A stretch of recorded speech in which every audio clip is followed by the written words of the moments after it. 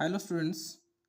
आज हम लोग आपका एनसीईआरटी मैथ का इंटीग्रल्स का इंट्रोडक्शन के बारे में डिस्कशन करेंगे। जो इंटीग्रल्स होता है इसका दूसरा नाम या इसको इंटीग्रेशन के नाम पे भी जाना जाता है, ठीक है। और इसको एंटी डेरिवेटिव भी बोला जाता है क्योंकि डेरिवेटिव का उल्टा या आप रिवर्स बोल सकते हैं, उसको इंटीग्रेशन बोला जाता है। तो हम लोग लिख सकते हैं this is also called anti derivatives. लिखिए this is also called anti derivatives. इसको एंटी डेरिवेटिव्स भी बोला जाता है, डेरिवेटिव्स का उल्टा, याद रखें। और the process of finding anti derivatives is called integration. और जिस प्रोसेस में एंटी डेरिवेटिव निकालते हैं उसी को बोला जाता है इंटीग्रेशन। और आप लिख सकते हैं, तो अब तक हम लोग क्या जाने कि इंटीग्रल्स या इंटीग्रेशन को एंटी डेरिवेटिव्स बोला जाता है, और जिस प्रोसेस में हम लोग एंटी डेरिवेटिव्स निकालते हैं उसी को ही इंटीग्रेशन या इंटीग्रल्स बोलते हैं। इंटीग्रल्स जो होता है ये बेसिकली दो टाइप्स का होता है, एक डेफिनेट इंटीग्रल, एक होता है इनडेफिनेट इंटीग्रल। इंटीग्रल्स को हम लोग दो टाइप में बेसिकली जानते हैं, ये दो टाइप का होता है।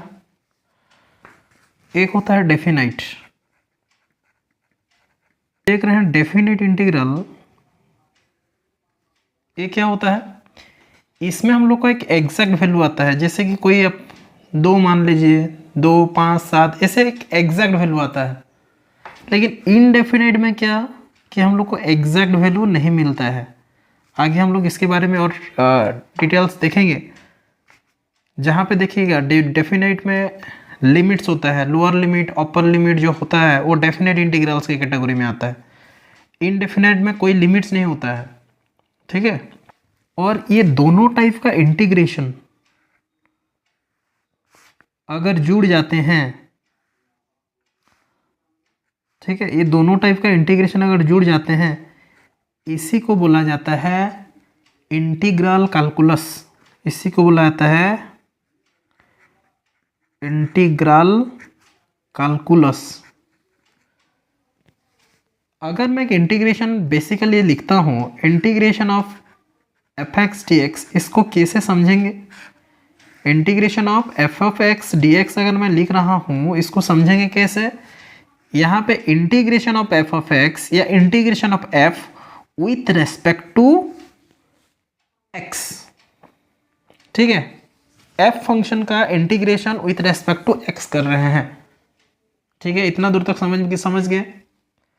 नेक्स्ट अभी डिस्कशन करेंगे कुछ फॉर्मूला के बारे में। अभी हम लोग डिस्कशन करेंगे अलजेब्रा ऑफ इंटीग्रेशन। अगर अलग अलग कहीं पे दो फंक्शन है, वो मान लेते हैं कहीं पे प्लस माइनस की फॉर्म में हो, और उसका हम लोग अगर इंटीग्रेशन निकालने जा रहे हैं तो उस केसेस में कैसे करेंगे? मान लेते हैं लेट मेरे पास दो फंक्शन है, एक को मैं u एंड सेकंड फंक्शन मान लेते हैं मेरे पास v है। Both are function of x, both are function of x है, फंक्शन ऑफ x, x का कोई फंक्शन है।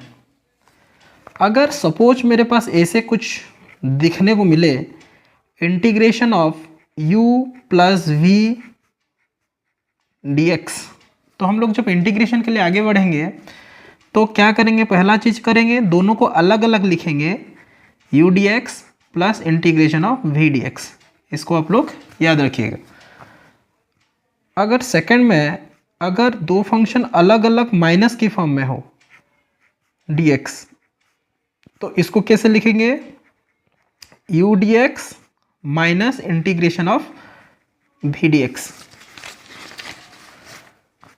नेक्स्ट, अगर कहीं पे ऐसे देखने को मिले इंटीग्रेशन ऑफ एक कांस्टेंट, जिसको कि मैं k मान रहा हूं, इंटीग्रेशन में है, तो क्या होता है? हमेशा कांस्टेंट इंटीग्रेशन के बाहर चला जाता है, और हम लोग का k तो कांस्टेंट बाहर चला गया, और इंटीग्रेशन ऑफ dx क्या होता है? x। और प्लस सी। यहाँ पे जो देख रहे हैं प्लस सी, ये है इंटीग्रल कांस्टेंट, ठीक है। ये जो प्लस सी रहता है वो इनडेफिनाइट इंटीग्रल में होता है, जो पहले की हम लोग बात कर चुके हैं। दो टाइप का इंटीग्रेशन होता है, कि डेफिनाइट, एक इनडेफिनाइट। इनडेफिनाइट में यही प्लस सी, क्योंकि देखिए प्लस सी का वैल्यू, जो प्लस सी यहाँ पे कांस्टेंट में ऐड किया, इसका वैल्यू मेरे को पता नहीं है, इसीलिए ये इनडेफिनाइट हो गया, ठीक है। अभी कुछ important formula integral related discussion करेंगे, जो कि आगे आने वाले एक्सरसाइजेस में यूज होगा। पहला फार्मूला जो होता है, first formula, integration of x to the power n dx। क्या होता है याद रखिएगा, ये होता है x to the power n+1 by n+1 plus c। एक एग्जाम्पल लेते हैं, जैसे कि कहीं पे आपको बोला गया integration of x to the power 5 dx कितना होगा। देखिए n की जगह पे कितना है, 5, तो x to the power n dx क्या होता है, x to the power n+1 मतलब 5+1 बाय 5+1 प्लस c। तो फाइनल आंसर हमको कितना मिलेगा, x to the power 6 by 6 plus c, ठीक है। Second formula, integration of dx is equal to हमेशा होता है x प्लस सी, ये भी याद रखिएगा। तीसरा फॉर्मूला होता है integration of sine x d x is equal to minus cos x plus c. Integration of cos x d x is equal to plus sine x plus c. Integration of sec square x d x is equal to tan x plus c, क्योंकि tan x का derivative होता है सेक square x, तो sec square x का integration क्या होगा, tan x, ठीक है। Next, integration of cosec square x d x is equal to minus cot x plus c. Next, integration of sec x into tan x d x is equal to, ये होता है सेक x plus c, क्योंकि right hand side में जितना भी हम लोग answer लिख रहे हैं इस सब का डेरिवेटिव ये सब है। ये जो हम लोग देख रहे हैं जिसका जिसका इंटीग्रेशन निकाल रहे हैं, कहीं ना कहीं इन लोग ये सब का डेरिवेटिव है, तो जब इन लोग का इंटीग्रेशन निकाल रहे हैं तो ये आ रहा है, ठीक है। Integration of cosec x into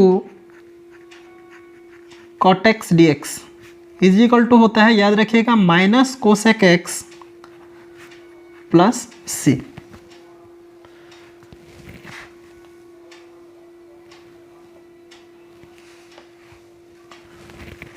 then integration of tan x d x is equal to होता है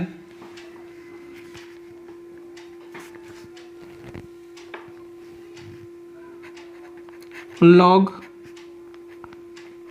सेक x plus c. Integration of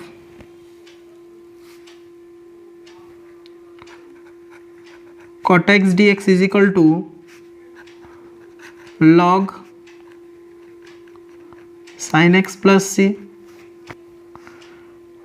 integration of sec x dx is equal to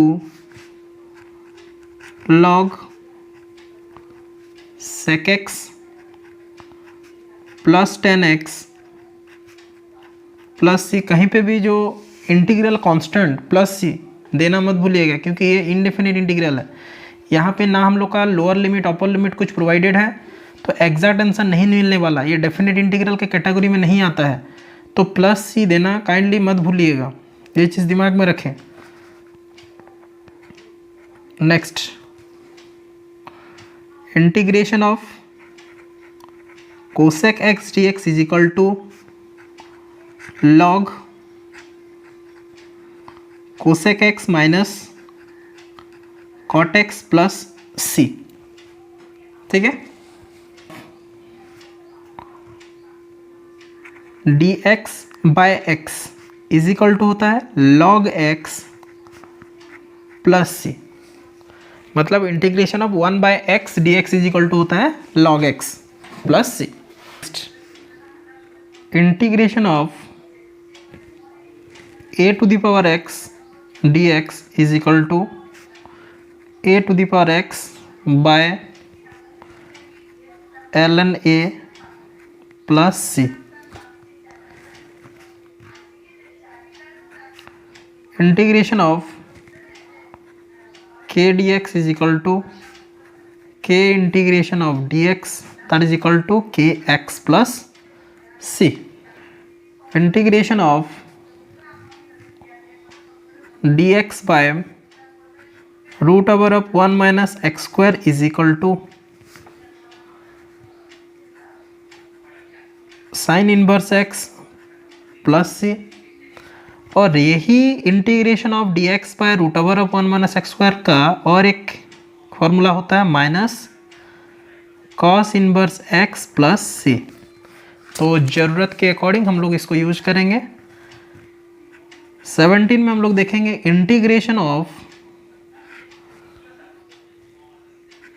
D x by 1 plus x square, that is equal to एक होता है tan inverse x plus c और एक होता है minus cot inverse x plus c. Integration of d x by x root over of x square minus 1, इसका एक formula होता है sec inverse x plus c और एक फॉर्मूला होता है minus cosec inverse x plus c. जहाँ पे आपको जो फॉर्मूला यूज चाहिए वहाँ पे उसको यूज करना है। ठीक, आज के लिए इतना ही। आशा करता हूँ आप लोग को अच्छे से समझ में आया होगा। जितना ही फॉर्मूला मैं यहाँ पे लिखवाया उसको अच्छे से आप लोग याद कर लीजिएगा, प्रॉपरली गो थ्रू कीजिएगा, और नेक्स्ट क्लास में हम लोग चैप्टर में जाएंगे। आपका एक्सरसाइजेस में क्या एग्जैक्टली नंबर बाय नंबर हम लोग डिस्कशन करेंगे। Thank you.